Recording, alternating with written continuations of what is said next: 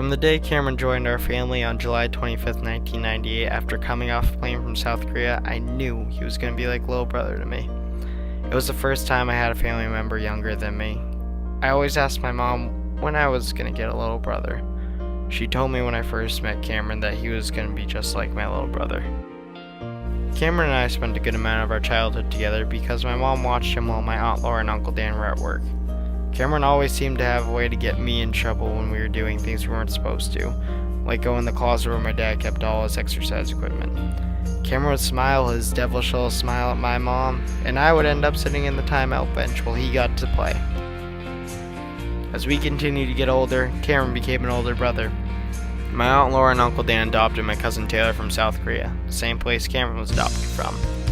Now that Cameron was an older brother, he seemed to become closer to me than anyone else, because Taylor ended up getting a lot of the family's attention. Cameron would tell me everything from how his day had gone to what he thought about his new Lego set he just finished building.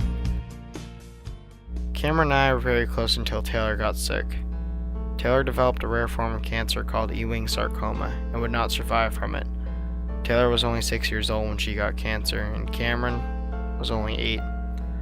As soon as Taylor went into the hospital, Cameron became very quiet around me. My Aunt Laura pulled me aside soon after Taylor was admitted to the hospital and asked if I could look after Cameron as much as I could, because she and my Uncle Dan would be very busy trying to take care of Taylor and wouldn't have as much time for Cameron. I was 12 years old, and I had to take responsibility for Cameron when I couldn't even take care of myself. To this day, Cameron will not talk to me about anything that happened with Taylor. Sometimes I wonder if he even thinks about her. After Taylor passed away, it seemed as though Cameron had realized how much I loved him. I did everything I could for him, and became a little closer to me again. We started to do a lot more stuff together again, like we used to. But now that we were older, they were a little more dangerous. According to my family, Cameron has always looked up to me as a role model, so when I like something, Cameron would like it too. It all started when I liked Legos, and progressed from there. When I started to like skateboarding, Cameron started to like skateboarding. When I started to play lacrosse, Cameron started to play lacrosse too.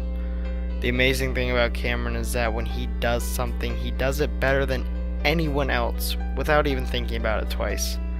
He amazed me when he skateboarded, going up and down half pipes, jumping stairs, and riding around in bowls better than anyone else.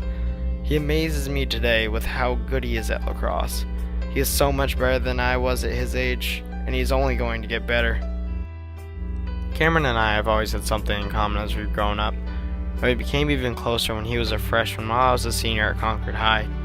I got to see him every day in the halls and hang out with him whenever we both had free time. Being together like this felt just like it did when we were little. Towards the end of the school year, lacrosse season started. Cameron was on the freshman team while I was a captain on the varsity team.